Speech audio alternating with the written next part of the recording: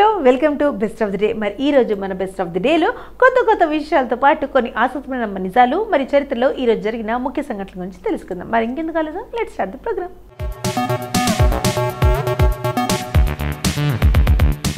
ముందుగా ప్రపంచ చేతుల పరిశుభ్రత దినోత్సవం గురించి చెప్పుకుందాం. న్యూయార్క్లో నిర్వహించిన ఒక పరిశోధనలో కరెన్సీ నోట్లపై వేల సంఖ్యలో సూక్ష్మ క్రిములు, వైరస్లు ఉన్నాయని శాస్త్రవేత్తలు గుర్తించారు.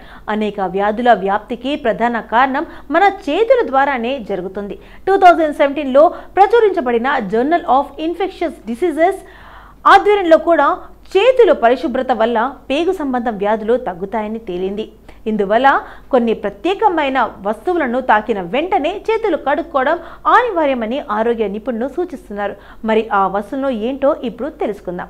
కరెన్సీ నోట్లు నేటి డిజిటల్ యుగంలో ఆన్లైన్ పేమెంట్లు విస్తృతంగా పెరిగినా నగదు లావాదేవీలు పూర్తిగా తగ్గిపోలేదు. అయితే కరెన్సీ నోట్లు అనేక మంది చేతులు మారిపోతూ ఉండటంతో ఇవి అనేక సూక్ష్మ క్రిములు, వైరస్లు కలిగి ఉంటాయి.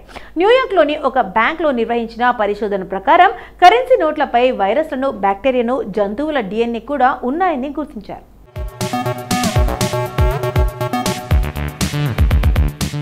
నోట్లను తాకిన తర్వాత చేతులు శుభ్రంగా కడుక్కోవడం ఆరోగ్యాన్ని రక్షించుకోవడానికి చాలా అవసరం. రెస్టారెంట్ మెనూ కార్డులు, హోటల్ రెస్టారెంట్లో ఉండే మెనూ కార్డులు అనేక మంది చేతులు మారిపోతాయి. అరిజోనా విశ్వవిద్యాలయం చేసిన పరిశోధన ప్రకారం ఒక రెస్టారెంట్లో మెనూ కార్డుపై సుమారు 1,85,000 రకాల బ్యాక్టీరియా ఉంటాయి.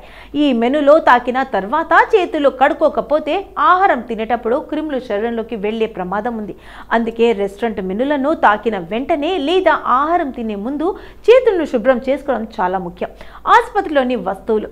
ప్రతిరోజు అనేక మంది రోగులు ఆసుపత్రులకు వస్తుంటారు. ఈ కారణంగా ఆసుపత్రుల లోపల అనేక వైరస్లు, సూక్ష్మ క్రిములు ఉండే అవకాశం ఉంటుంది. హాస్పిటల్ బెంచీలో డోర్ హ్యాండిల్స్, ఎక్స్రే మెషిన్లు ఇలా చూస్తే ప్రతి దానికి వస్తువులను తాకిన వెంటనే చేతులు శుభ్రం చేసుకోవడం ఆరోగ్య రక్షణకు చాలా అవసరం.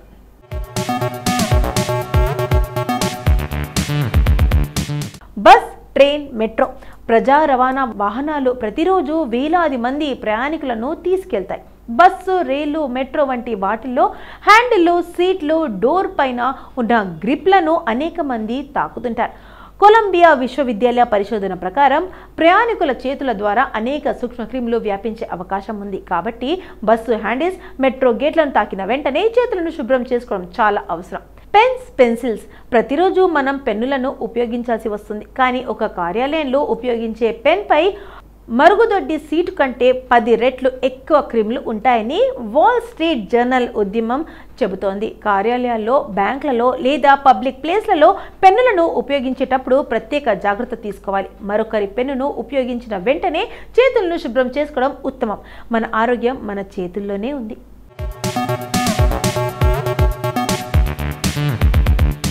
కేవలం కొన్ని సులభమైన అలవాట్లు చేతులను శుభ్రంగా ఉంచుకోవడం వల్ల అనేక వ్యాధులను నివారించుకోవచ్చు.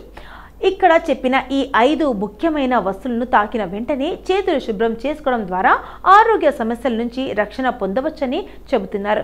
మీరు ప్రతిరోజు ఎన్నిసార్లు చేతులను సబ్బుతో శుభ్రం చేసుకుంటారు? చేతులు శుభ్రం చేసుకోవడం వల్ల ప్రయోజనాలు ఏమిటి?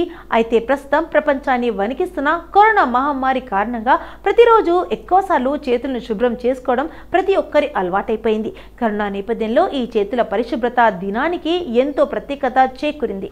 కోవిడ్-19 దెబ్బకు ప్రపంచంలోని అన్ని దేశాల ప్రజలు ఇప్పుడు చేతుల పరిశుభ్రతకు అత్యంత ప్రాధాన్యమిస్తున్నారు. అలాగే గతంలో ప్రపంచాన్ని వణికించిన ఎబోలా, దేశాన్ని వణికించిన స్వైన్ ఫ్లూ వంటి ప్రాణాంతక వ్యాధులతో పాటు కరోనా నుంచి రక్షణకు మనం ఏం చేయాలని వైద్య నిపుణులు సూచించారో తెలుసా?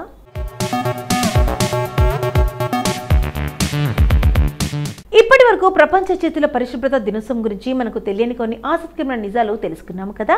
మరి మే 5న ఒక్కసారి చరిత్రలోకి వెళ్ళి చూస్తే ఎంతోమంది ప్రముఖుల జననాలు జరిగాయి. మరి ఒక్కసారి చరిత్ర పుటల్లోకి వెళ్ళి నేడు జన్మించిన ప్రముఖులు ఎవరో తెలుసుకుందాం రండి.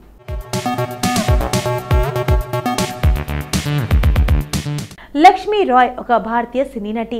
ఈమె బెల్గాం, కర్ణాటకలో మే 5, 1989న జన్మించింది. లక్ష్మి దక్షిణ భారత చిత్రాల్లో ఎక్కువగా తమిళం, మలయాళ భాషల్లో నటించింది. సినిమా రంగంలోకి రాకముందు ఆమె మోడల్. ఆమె పూరు కాఫీ, షిరపండ్ స్పోర్ట్స్, ఫేర్ అండ్ లవ్లీ కోసం కొన్ని ప్రకటనలో కూడా మోడలింగ్ చేసింది. ధామ్ ధూమ్లో ఆర్తిగా తన పాత్రను అభిమానులచే బాగా ప్రసంగించబడింది. 2005లో లక్ష్మి తమిళ భాషా చిత్రం కర్కా కసదరంలో తన సినీ రంగ ప్రవేశం చేసింది. తదనంతరం ఆమె ఆర్ పార్థిబన్ సరసన కామెడీ చిత్రం కుండక్క మందక్క పేరరసు యొక్క యాక్షన్ మసాలా చిత్రం ధర్మపురి, రొమాంటిక్ చిత్రం నైన్జై తోడుతో సహా అనేక తమిళ చిత్రాల్లో కనిపించింది.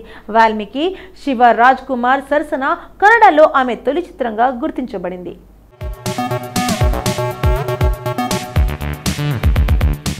మనోహర్ లాల్ ఖట్టర్ హర్యానా రాష్ట్రానికి చెందిన రాజకీయ నాయకుడు.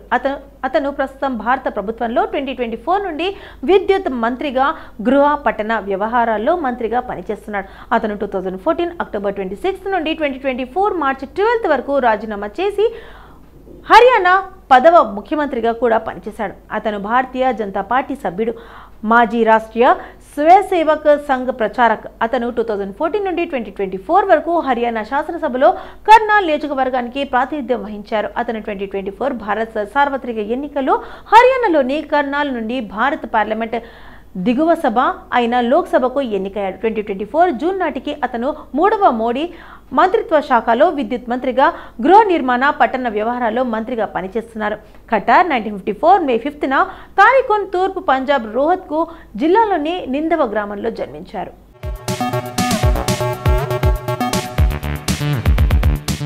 షెరిన్ లేదా షిరిన్ అనే రంగస్థల పేరుతో పిలువబడే షెరిన్ శ్రింగర్ ఒక భారతీయ నటి. ఆమె తమిళం, కన్నడ, మలయాళం, తెలుగు భాషా చిత్రాల్లో నటించింది.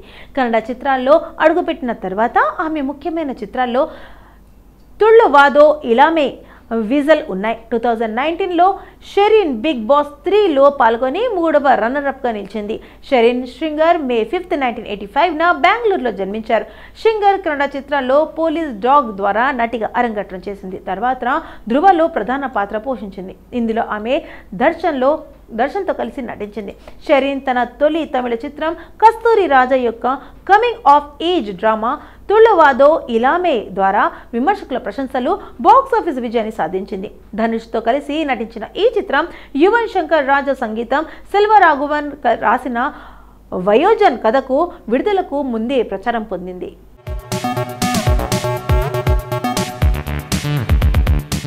జ్ఞాని జైల్ సింగ్ పంజాబ్ రాష్ట్రంలోని ఫరీద్ కోట జిల్లాలో సందావర్ అనే గ్రామంలో 1916 మే 5న జన్మించారు. జైల్ సింగ్ తండ్రి సర్దార్ కిషన్ సింగ్ మంచి దేశభక్తుడు. జైల్ సింగ్ సిక్కు మతానికి సంబంధించిన చేసిన కృషి వలన జ్ఞాని అని గౌరవించబడ్డాడు. 1956లో రాజ్యసభ సభ్యుడయ్యాడు. 1962లో ఫరీద్ కోట నియోజకవర్గం నుండి ఎమ్మెల్యేగా ఎన్నికై పంజాబ్ ప్రభుత్వంలో పనిచేశాడు. 1962 మార్చిలో పంజాబ్ లెజిస్లేచర్ పార్టీ నాయకుడిగా ఏకగ్రీవంగా ఎన్నుకోబడ్డాడు.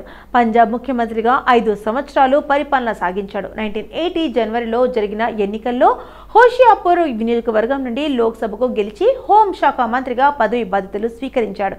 1982న రాష్ట్రపతిగా ఎన్నుకోబడ్డాడు. అదే నెల 25న పదవి బాధ్యతలు స్వీకరించారు.